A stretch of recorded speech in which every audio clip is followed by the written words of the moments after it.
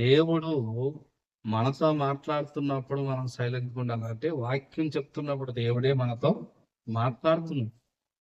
ఎందుకంటే నిన్ను సరిచేయటం కొరకు, నిన్ను ఒక స్థిరమైన వ్యక్తిగా ఉంచుట కొరకు, అలాగే నిన్ను ఆశీర్వదించుట కొరకు, ఏ రకంగా ఆశీర్వదింపబడతావో బైబిల్‌లో చాలా చక్కగా చెప్పబడిన ప్రియమైన ఏ రీతిగా ఆశీర్వదింపబడగలం. బైబిల్‌లో ఆశీర్వాదం ఉంది, శాపము కూడా ఉంది. 2 ఉన్నాయి. చాలా జాగ్రత్తగా గమనించాం. ఆశీర్వాదం ఉంది, శాపం ఉంది. ఓన్లీ ఆశీర్వాదం ఒకటే లేదు. చాలా జాగ్రత్తగా గమనించండి. దేవుని మాట విని ఆ ప్రకారంగా జీవిస్తే ఆశీర్వాదం. దేవునికి వ్యతిరేకంగా ఉంటే శాపం ప్రమాణం నిలబడాల. దేవుడు 2 పెట్టాడు. చాలా జాగ్రత్తగా గమనించాలి. అందుకోసం మనం దేవుని సన్నిధిలో ఉన్నప్పుడు దేవుని మాటలు అనేవి చాలా జాగ్రత్తగా విని అవి మన బ్రతుకులో అవి అవలంబన చేసుకొని ఎక్కడ మనం పొరపాటు చేయకుండా మనల్ని నడిపించే రీతిగా ఆ వాక్యాన్ని మన హృదయంలో భద్రపరచుకోవాలి. చాలా జాగ్రత్తగా గమనించాలి ప్రతి ఒక్కరికి కూడా. ఆ రీతిగా భద్రపరచుకోవాలి ప్రియమైన. అలాగే ఈరోజు భారతదేశం అంతా కూడా ఎంతో చక్కగా జరుపుకునే ఒక పండగ లాంటిగా జరుపుకుంటుంది. ఆగస్టు 15 అంటే 15 ఆగస్టుని చేస్తుంది మన దేశం. అలాగే ఈ యొక్క రిపబ్లిక్ ని కూడా చేస్తారు. అందరూ చేస్తారు. ప్రతి ఒక్క వ్యక్తి కూడా చేస్తున్నారు. చాలా జాగ్రత్తగా గమనించాలి. ఎందుకంటే మనం దేవుని సన్నిధిలో ఉన్నాం కాబట్టి దేవుని మాటలు చాలా జాగ్రత్తగా వింటేనే కొన్ని మనకి అర్థమైతే ప్రియమైనది. అలాగే చాలా జాగ్రత్తగా గమనించండి. దేశంలోన అనేకమైన పండుగలు ఉంటాయి, అనేకమైనవి చేస్తుంటారు. కానీ మన దేశము కులమని, ప్రాంతమని, అలాగే గొప్పోడని, పేదోడని లేకుండా చేసేవి ఏంటంటే 15 ఆగస్టు, అలాగే రిపబ్లిక్ డే, గణతంత్ర దినోత్సవం. అలాగే 15 ఆగస్టు ఎందుకు చేస్తారంటే బ్రిటిష్ వారి నుంచి మన దేశం మనం తెచ్చుకున్నాం కాబట్టి 15 ఆగస్టును చేస్తాం. అదే రిపబ్లిక్ డే ఎందుకు చేస్తారు? చాలా జాగ్రత్తగా గమనించాం. ఈరోజు ప్రతి ఒక్కరు కూడా చేస్తున్నారంటే స్కూల్లోనైనా ఇంకెక్కడైనా అనేక ప్రాంతంలో చేస్తున్నారు మన దేశం. అయితే రిపబ్లిక్ డే చేస్తున్నారు. ఎందుకు చేయాలి తెలుసా ఎవరికైనా? 15 ఆగస్టు ఎందుకు చేస్తారంటే బ్రిటిష్ వారి నుంచి మన దేశాన్ని మనం తెచ్చుకున్నాం, అందుకోసం మనం చేస్తాం. ఎందుకంటే బ్రిటిష్ వారి దగ్గర మన దేశం నలిగిపోయి ప్రజల్ని నానా రకాలుగా వాళ్ళు ఇబ్బంది పెట్టారు. అందుకోసం మన దేశం మనమే పాలించుకోవాలని మన వాళ్ళందరూ పోరాటం చేశారు, ఎన్నెన్నో చేశారు, ప్రాణాలు కూడా అర్పించారు. వాళ్ళలో నుంచి మన దేశాన్ని మనం కాపాడుకొని మనమే పరిపాలన చేసుకోవాలని 15 ఆగస్టు అయితే ఇదే ఫిక్స్ అయ్యారు. అందుకోసమే 15 ఆగస్టు చేసుకుంటారు. మరి రిపబ్లిక్ డే ఎందుకు చేసుకుంటారు?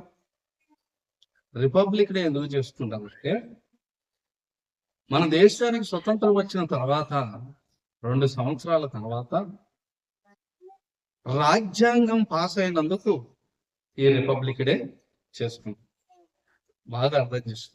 ఎందుకు చేసుకుంటారంటే రాజ్యాంగము పాస్ అయింది. రాజ్యాంగం ఎవరు రాశారు? బిఆర్ అంబేద్కర్ గారు రాశారు. అంబేద్కర్ గారు, అలాగే అక్కడున్న ఆయనతో కొంతమంది మేధావులు, వీళ్ళందరూ కూడా చక్కగా మన దేశానికి ఒక రాజ్యాంగం ఉండాలి.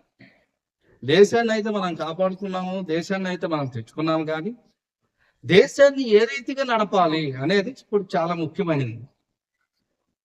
ఎందుకంటే అప్పటికే దేశాలలో మన దేశంలో ఏమైపోయిందంటే అనేక మంది గొప్పోడని, అలాగే ధనవంతుడని, వాడిది ఎక్కువ కులమని, వీడు తక్కువ కులమని, వాడిని హీనంగా చూడటం, వీడిని అసహ్యంగా చూడటం, ఒకడేమో దూరంగా నువ్వు ఉండాలి, నన్ను ముట్టుకోకూడదు, నువ్వు నా దగ్గరికి రాకూడదు, నా ఇంట్లోకి కూడా రాకూడదు, నా గుడిలోకి కూడా రాకూడదు. ఇటువంటి పరిస్థితుల్లో ఉన్న దేశం. నువ్వు ఇది తినాలి, అది తినకూడదు, ఇలాంటి కంట్రోల్ చేస్తున్న అప్పటికి ఆ దేశం అలా ఉండిపోయింది అనమాట. అందుకోసము దేశ ప్రజలందరికీ కూడా ఒకేటే ఉండాలి, రాజ్యాంగం అనేది ఉండాలి. దాని ద్వారా అందరికీ సమానమైన హక్కులు సమకూర్చబడాలని రాజ్యాంగాన్ని రాశారు. ఆ రాజ్యాంగాన్ని అంబేద్కర్ గారు రాసి దానిని పాస్ చేపించిన రోజే ఈరోజు రిపబ్లిక్ డే. ఎందుకంటే ఆనాటి ఈ రాజ్యాంగం లేకపోతే దేశము ఇంకా అట్టడికి స్థితికి వెళ్ళిపోయేది, ఇంకా దారుణమైన స్థితికి వెళ్ళిపోయేది, ఇంకా భయంకరమైన స్థితికి వెళ్ళిపోయేది. ఇప్పటికే కొన్ని ఏరియాలో వారి ప్రాంతాలకు కూడా కొంతమంది రానివ్వట్లేదు. కొంతమందిని తక్కువగా చూడటం, కొంతమంది నానా రకాలుగా చిన్నగా చూడటం ఇప్పటికీ నడుస్తూనే ఉంది. కానీ ఇప్పుడు కొంచెం తగ్గిన, ఒకప్పుడు భయంకరం ఉండేది. నీళ్లు కూడా పోసేవాళ్ళు. చాలా జాగ్రత్తగా ఉంటుంది. ఒక తక్కువ కులం వ్యక్తి వస్తే నీళ్లు కూడా పోసేవాళ్ళు కాదు. చాలా జాగ్రత్తగా ఉంటుంది. అప్పటికా ఇప్పుడు కొంచెం కొంచెం చేంజ్ అయ్యేది. చాలా జాగ్రత్తగా గమనించండి. మా యొక్క మా పెద్దమ్మ గారు అప్పుడు హోటల్ ఉండేది. మా పెద్దమ్మ గారు అప్పుడు నేను చాలా చిన్న. అయితే అందరికీ గ్లాసులు ఉండేవి, గ్లాసులు అనేవి అందరికీ ఉండేవి. అయితే కొంతమందికి సపరేట్ గ్లాసులు ఒక 4 తెచ్చి పెట్టుకుంటుంది మా పెద్దమ్మ. చాలా జాగ్రత్తగా వస్తుంది. కొంతమందికి సపరేటమైన గ్లాసులు తెచ్చి పెట్టుకున్నది. వాళ్ళు వస్తేనే ఆ గ్లాసులో టీ ఇచ్చేది, మిగతా వారికి అన్ని గ్లాసు.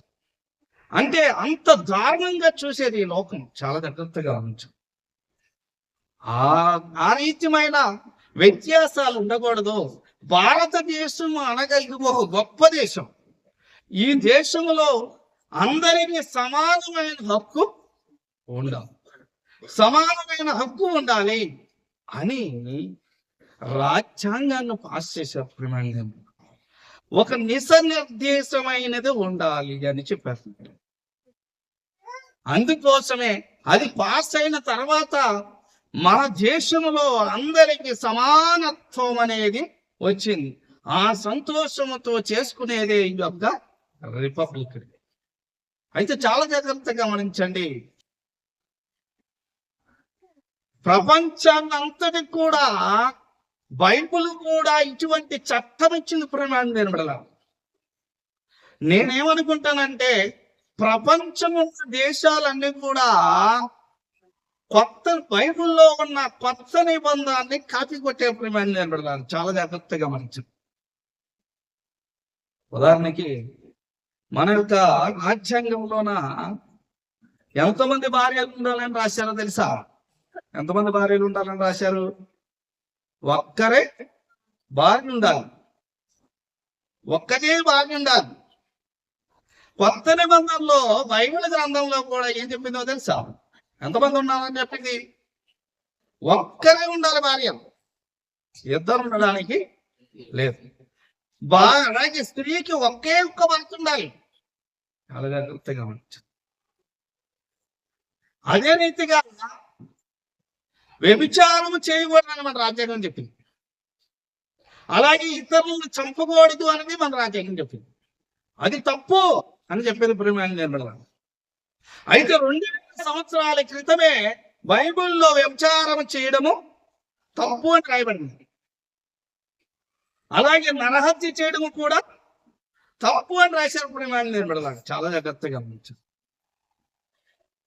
అలాగే మన రాజ్యాంగంలో బలహీన వర్గాలని, అట్టడుగున్న ప్రజలని వారిని ఆదుకోవాలి అని రాశారు రాజ్యాంగం. అదే రీతిగా బైబిల్లో కూడా ఎవరిని ఆదుకోవాలని రాశారు? ఎవరికి సాయం చేయమని రాశారో తెలుసా? పేదవాళ్ళకి సాయం చేయాలి, బలహీనమైన వ్యక్తులను కాపాడాలి, బలహీనమైన వ్యక్తులకి సాయం చేయాలి అని చెప్పిన ప్రియమైన నిలబడాలి. చాలా జాగ్రత్తగా గమనించాలి. అలాగే భర్త చనిపోతే భార్యను కూడా చంపేయాలని ఆనాటి కాలం ఉంది. తెలుసా మీకు ఐడియా ఉంది? భర్త చంపేస్తే భార్యను కూడా చంపేయాలి. దాన్ని సతీ సహగమనం అంటారు. అంటే భర్త చనిపోయిన స్థితి మీద భార్యని కూడా కూర్చోబెట్టి చంపేయాలి. ఇది రాజ్యాంగం ఒప్పుకోలేదు, ప్రియమైన నిలబడాలి. అది చాలా తప్పు అన్నది రాజ్యాంగం. చాలా జాగ్రత్తగా ఉంచాలి. అయితే బైబిల్లో 2,000 సంవత్సరాల క్రితమే రాశారు. ఏమని రాశారో తెలుసా? భర్త చనిపోతే లేదా భార్య చనిపోయినా, భర్త చనిపోతే ఇంకెవరినైనా చేసుకోవచ్చు, లేదా ఉండొచ్చు. విధవరాలని అసహించుకోవటానికి లేదు అని బైబిల్ చెప్పింది. ఇంకొక మాట ఏమన్నారంటే, దేవుడు విధవరాల పక్షమున నేను ఉంటానన్నాడు. విధవరాల పక్షమున ఉంటానన్నాడు. ఆనాటి కాల సమయంలో ఏం చేస్తారంటే, చాలా జాగ్రత్తగా గమనించండి, చంపేసేవాళ్ళు. కానీ బైబిల్ ఎప్పుడూ 2,000 సంవత్సరాల క్రితమే చెప్పింది, నీవు మనసు నిలుపుకోలేకపోతే మ్యారేజ్ చేసుకోవచ్చు. అలాగే నువ్వు విధవరాలుగా ఉంటే దేవుడే నిన్ను ఆదుకుంటాడు, దేవుడే నేను కాపాడుతూ ఉంటాడు, దేవుడే నీకు యాజమానుడిగా ఉంటాడు, ఎవరు కూడా వాళ్ళని తక్కువగా చూడొద్దు అని బైబిల్ చెప్పింది. దేవుడు చెప్పాడు. నేను చాలా జాగ్రత్తగా గమనించండి. ఇలాంటివన్నీ కూడా ఇప్పుడు మన రాజ్యాంగం చెప్తుంది. అందరూ సమానముగానే ఉండాలి, ఎవరిని ఆశ్రయించుకోవడానికి లేదు, ఎవరిని తిట్టడానికి లేదు, ఎవరిని కొట్టడానికి లేదు, ఎవరిని చంపడానికి లేదు. నీది ఆ కులం పెద్ద కులం, నీది చిన్న కులం అని ఇన్సాల్ట్ చేయడానికి లేదు. ఇది ముందే బైబిల్ చెప్పింది. సమానత్వం అనేది 2,000 సంవత్సరాల క్రితమే యేసుక్రీస్తు వారు చెప్పారు. ఏమని చెప్పారనుకున్నారు? తన తోటలో పనిచేయడానికి కొంతమందిని పిలుస్తాడు. ఉదయం 9 గంటలకు కొంతమంది వెళ్తారు, మధ్యాహ్నం 12 గంటలకు కొంతమంది వెళ్తారు, అలాగే ఇంకా 3 గంటలకు కొంతమంది వెళ్తారు, తర్వాత 5 గంటలకి కొంతమంది వెళ్తారు. వెళ్ళిన తర్వాత ఫస్ట్ వాళ్ళకి చెప్తారు, అయ్యా నీకు 500 కూలని మాట్లాడాను కదా, సాయంత్రం వరకు తప్పకుండా నువ్వు పని చేస్తే నీకు ఎంత ఇస్తానో తెలుసా? 500 ఇస్తాను. నీకు 500 ఇస్తానని చెప్పారు. ఇంతే చూడు, నీకు ఎక్కువ ఇవ్వాలి అని ముందే చెప్పారు. అయితే వీళ్ళందరూ కూడా ఒక తోటలో పనిచేస్తున్నారు. చాలా జాగ్రత్తగా గమనించాలి. వీళ్ళందరూ కూడా ఒక తోటలో పనిచేస్తున్నారు. 9 గంటలకు ఒకడు వచ్చాడు, కొంతమంది వచ్చారు, అలాగే 12 గంటలకు కొంతమంది వచ్చారు, మధ్యాహ్నం 3 గంటలకు కొంతమంది వచ్చారు, అదే రీతిగా 5 గంటలకు కొంతమంది వచ్చారు. పని ఎంతవరకు అంటే 6 గంటల వరకు చేయాలి. 6 అయిపోయింది. అందరూ కూడా మా పని అయిపోయింది కాబట్టి అని బయటికి వచ్చి యాజమాన దగ్గర కూలి కోసం నిలబడ్డారు. ఎందుకంటే ఉదయం నుంచి కష్టపడ్డారు. వారికి ఇప్పుడు డబ్బులు ఇవ్వాలి. చాలా జాగ్రత్తగా గమనించాలి. వారికి ఇప్పుడు డబ్బులు ఇవ్వాలి కాబట్టి యాజమాను ఆ యొక్క రైతు దగ్గరికి వెళ్ళి డబ్బులు అడుగుతున్నారు. అప్పుడు ఆ రైతు ఏం చేశాడంటే, అయితే అందరూ పని చేశారు. పని చేసిన తర్వాత అందరూ కూడా పని చేశారు. అందరూ పని చేశారు. పని చేసి చివరికి ఆ రైతు దగ్గరికి వచ్చి, అయ్యా మేము పొద్దున్నుంచి కష్టపడ్డాం కాబట్టి మాకు రావాల్సిన డబ్బులు మాకు ఇవ్వండి అన్నాడు. అంటే అప్పుడు అందరూ లైన్గానే నిలబడ్డారు. 9 గంటలకు వచ్చినాడు లైన్గా నిలబడ్డాడు, 12 గంటలకు వచ్చినాడు లైన్గా నిలబడ్డాడు, 3 గంటలకు వచ్చి 5 గంటలకు వచ్చిన వాళ్ళందరూ కూడా లైన్లో నిలబడ్డారు. అయితే అందరికీ 500 ఇస్తున్నాడు. చాలా జాగ్రత్తగా గమనించాడు. అందరికి 500 ఇచ్చాడు. ముందు వచ్చే వాళ్ళు ఏమనుకున్నారంటే, వీళ్ళేమో 5 గంటలకు వచ్చారు, 3 గంటలకు వచ్చారు కదా, వీళ్ళకు 100 రూపాయలు 50 రూపాయలు ఇస్తాడు అనుకుంది. 100 రూపాయలు 200 ఇస్తారులే అనుకున్నారు. మనకైతే ఎక్కువ ఇస్తారని ఆలోచన చేసుకున్నారు. చూడండి మత్తయి సువార్త 20 అధ్యాయం 10వ వచనం. మొదటి వారు వచ్చి తమకు ఎక్కువ దొరికిన అనుకున్నారట. ఏమనుకున్నారు వాళ్ళు? ఎక్కువ దొరకని అనుకున్నారు. ఎందుకంటే 9 నుంచి పాపం పనిచేస్తున్నారు. ఎక్కువ దొరికిన అనుకున్నారంట. వారికి ఒక్కొక్క దేనారము చొప్పునే దొరికాను. ఎక్కువ లేదా? ఒక్కొక్క దేనారమే అంటే 500. వాళ్ళు ఏమనుకున్నారంటే ఎక్కువ ఇస్తారు, వీళ్ళకైతే 100 రూపాయలు ఇస్తారు, 200 ఇస్తాడు, మాకైతే ఎక్కువ ఇస్తాడు. లేదంటే ఉదయం నుంచి చేస్తున్నామంటే కనీసం ఒక 800 అయినా ఇవ్వచ్చు, 1000 రూపాయలు అయినా ఇవ్వచ్చు అనుకున్నాం. కానీ ఎంత మాట్లాడుకున్నారో అంత ఇచ్చాడు. 500 మాట్లాడుకున్నారు కాబట్టి 500 ఇచ్చారు. చాలా జాగ్రత్తగా గమనించాను. 500 ఇచ్చాడు. ఇప్పుడు నేను పెడలా. అయితే మిగతా వాళ్ళకి ఎంత ఇచ్చారు అనుకున్నాను? చదువు.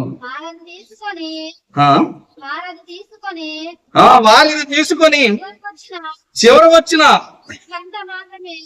మీరు 1 గంట మాత్రమే పని చేసినను పగలంతా కష్టపడి ఎండ బాధ సహించిన మాతో వారిని సమానం చేసేటివే అని ఆ ఇంటి యాజమాని మీద సనుక్కున్నారట. మేము ఎన్ని గంటలకు వచ్చాం? 9 గంటలకు వచ్చాం. వీళ్ళు ఎన్ని గంటలకు వచ్చారు? 5 గంటలకు వచ్చారు. ఎన్ని గంటలు పని చేశారు వాళ్ళు? 1 గంట. వీళ్ళు 7-8 గంటల నుంచి పనిచేస్తున్నారు. ఉదయం వచ్చారు పాపం. వాళ్ళేమో సాయంత్రం 1 గంట వచ్చి పనిచేశారు. వాళ్ళు సాయంత్రం 1 గంట వచ్చి పనిచేశారు. పని చేస్తే వీళ్ళు సనుక్కుంటున్నారు. ఏమని సనుక్కుంటున్నారంటే మాతో కూడా వాళ్ళని సమానంగా చేసేసావా? అదేలాగా మా కులం ఎక్కువ కదా. చాలా జాగ్రత్తగా గమనించారు. వాళ్ళ కులం తక్కువ కదా. భారతదేశంలో అందరూ సమానమేనా? చాలా జాగ్రత్తగా గమనించారు. రాజ్యాంగం మనకి ఇచ్చింది ఏదో తెలుసా? అందరూ సమానమే హక్కు ఉండాలని అంబేద్కర్ గారు ఆనాడు ఇచ్చారు. నేను పెడదాం. 2 సంవత్సరాల క్రితమే బైబిల్ కూడా యేసుక్రీస్తు వారు ఏం చెప్పారంటే అందరూ కూడా సమానం. వాళ్ళని చూసి నువ్వు ఏడవకూడదు, వాళ్ళని నేను చూసి ఏడవకూడదు. ఒకడు తక్కువ అని లేదు, ఒకడు ఎక్కువ అని లేదు. భారతదేశంలో ఉన్న సమస్తను అందరికీ సమానమే. చాలా జాగ్రత్తగా గమనించాను. ప్రపంచంలో గొప్ప దేశం ప్రియమైన మన దేశం ప్రపంచంలోనే ఉన్నతమైన దేశం. ప్రపంచంలోనే ఒక ఉన్నతమైన దేశంగా మన దేశం ఉంది. ప్రియమైన చాలా జాగ్రత్తగా గమనించండి. అయితే అందరూ వచ్చారు. అందరికీ ఏం చేశాడో తెలిసి ఈయన ఇచ్చే యొక్క పైసలు ఏం చేశాడంటే అందరికీ సమానంగానే ఇచ్చాడు. అందరికీ సమానం ఎలా ఇస్తాడు? అయితే ఉదయం వచ్చినోడు సనుక్కుంటున్నాడు. ఏమని సనుక్కుంటున్నాడంటే వాడు వచ్చి 1 గంట పని చేశాడు. 1 గంట పని చేస్తే వాడికి ఎంత ఇస్తాడు? 500. చాలా జాగ్రత్తగా గమనించండి. వాడికి ఎంత ఇచ్చాడు? 500. పాపం ఉదయం నుంచి పని చేసినాడు కూడా 500. ఏంటి తేడా? చాలా జాగ్రత్తగా గమనించండి. ఫస్ట్ ఉదయం వచ్చిన వాడికి చెప్పాడు. ఏం చెప్పాడు? నువ్వు సాయంత్రం వరకు పని చేసినా ఎంత వస్తుందో తెలుసా? ఎంత వస్తుంది? 500 నీకు ఇస్తా. అదే విషయాన్ని చెప్తున్నారు చూడండి. అదే విషయాన్ని యేసుక్రీస్తు వారి ఎంత చక్కగా చెప్తున్నాడు చూడండి. చదువు. 13వ వచనం. అందుకతడు వారిలో ఒకరిని చూచి, స్నేహితుడా, నీకు అన్యాయం చేయలేదే. నీవు నా యొద్ద 1 దేనారమునకే వడబడలేదా? నీ సొమ్ము నీవు తీసుకొని మర్యాదగా ఏమన్నాడో తెలుసా? నీ సొమ్ము నువ్వు తీసుకొని మర్యాద ఇక్కడి నుంచి చాలా జాగ్రత్తగా గమనించు. ఫస్ట్ ఏం ఒప్పుకున్నావు నువ్వు?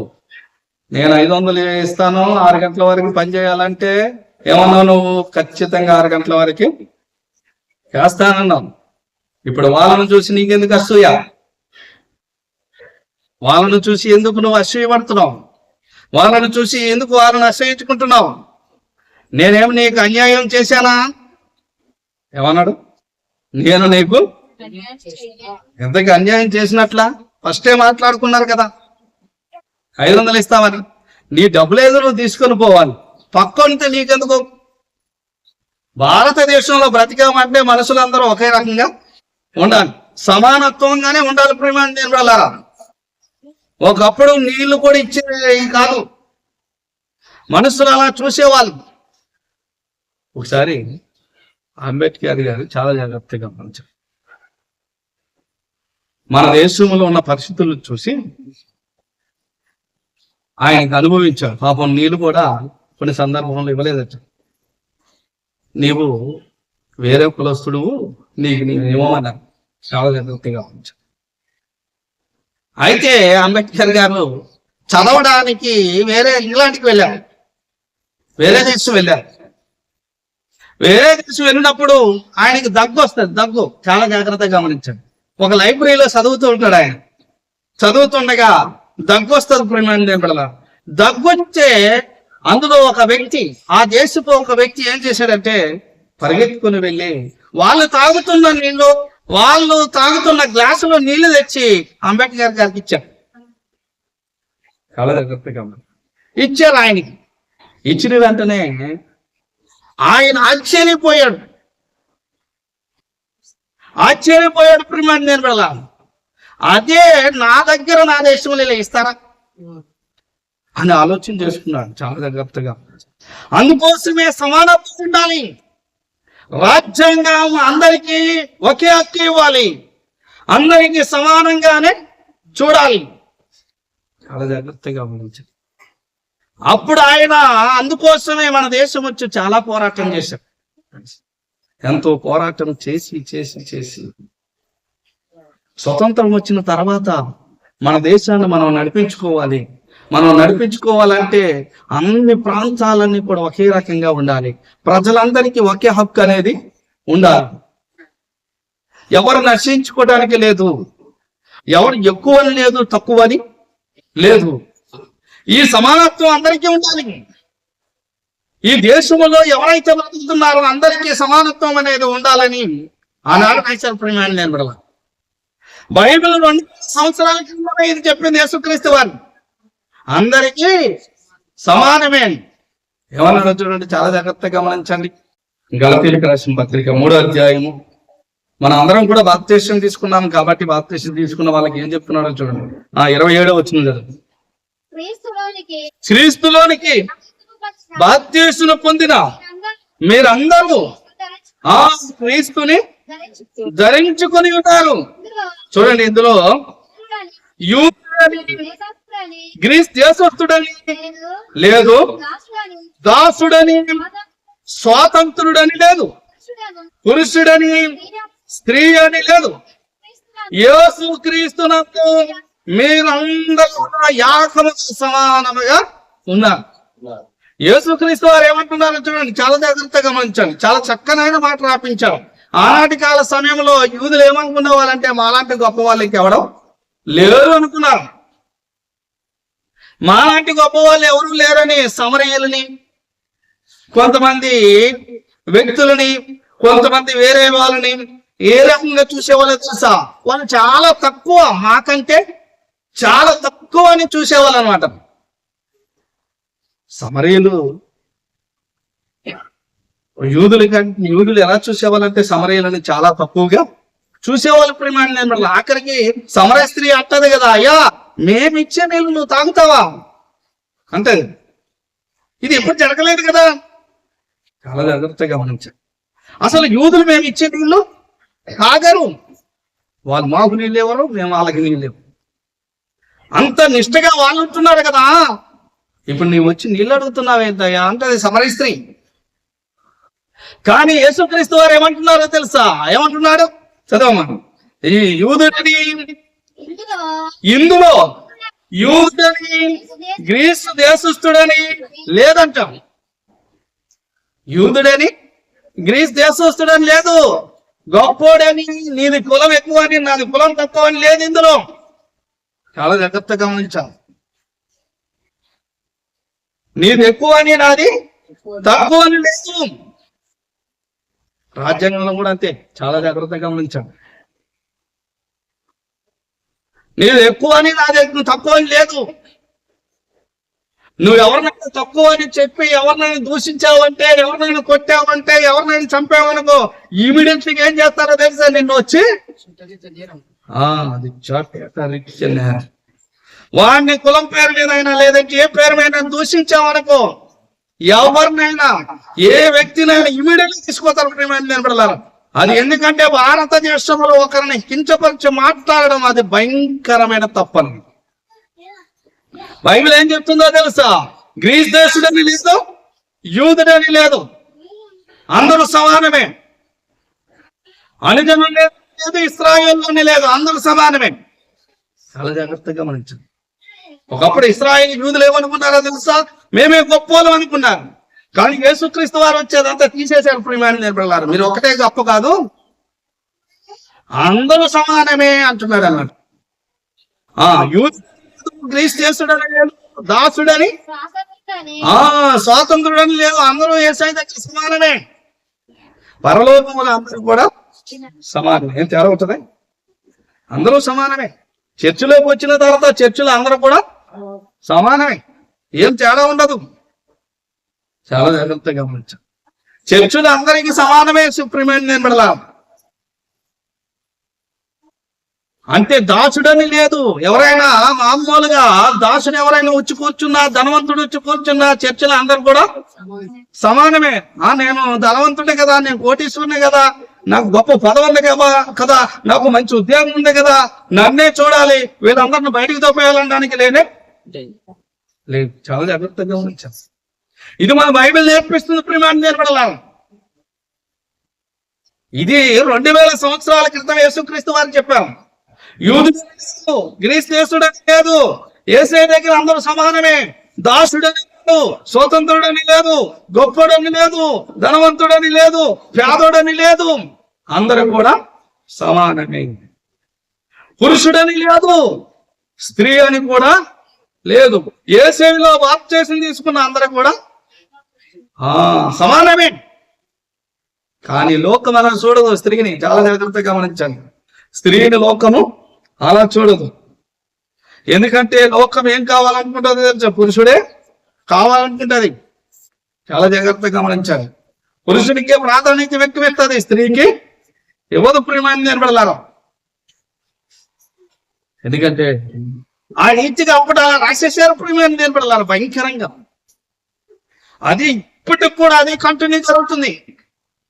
చాలా జాగ్రత్తగా గమనించండి. ఇప్పటికి కూడా అదే కంటిన్యూ జరుగుతుంది. ఆడపిల్ల పుట్టిందని కొంతమంది అడవిలో విడిచిపెట్టి, తుప్పల్లో కూడా కంపల్లో విడిచిపెట్టేశారు. ఎవరు పుట్టారని? లోకం అంత భయంకరం. ప్రియమైన నిలబడాలి. కానీ దేవుని దగ్గర స్త్రీ అని లేదు, పురుషుడని లేదు, అంత సమానమే. చాలా జాగ్రత్తగా గమనించండి. 2000 సంవత్సరాల క్రితమే దేవుడు అందరూ సమానంగా ఉండాలని ఈ చట్టాన్ని మనకి ఇచ్చాడు. భూమి మీద బ్రతుకుతున్న ప్రజలందరూ కూడా సమానముగానే ఉండాలని ఈ చట్టం ఇచ్చాడు. సమానముగా ఉండాలని సూర్యుని చేశాడు. అది అందరికీ సమానమేనా లేదంటే కొందరికేనా? అందరికీ సమానమే. ఆ దేశం లేదు, ఈ దేశం లేదు. సూర్యుడు దేవుడి దగ్గర అంత సమానమే ఉంటాడు. ప్రియమైన నిలబడాల. అలాగే గాలి అందరికీ సమానమే, అలాగే నీరు అందరికీ సమానమే, అదే రీతిగా భూమి అందరికీ సమానమే. కానీ ఇక్కడ భూమి దగ్గరకు వచ్చేసరికి ఆలోచన చేయాలి. భూమి దగ్గర ఏమైపోయిందంటే అందరికీ సమానత్వం లేదు.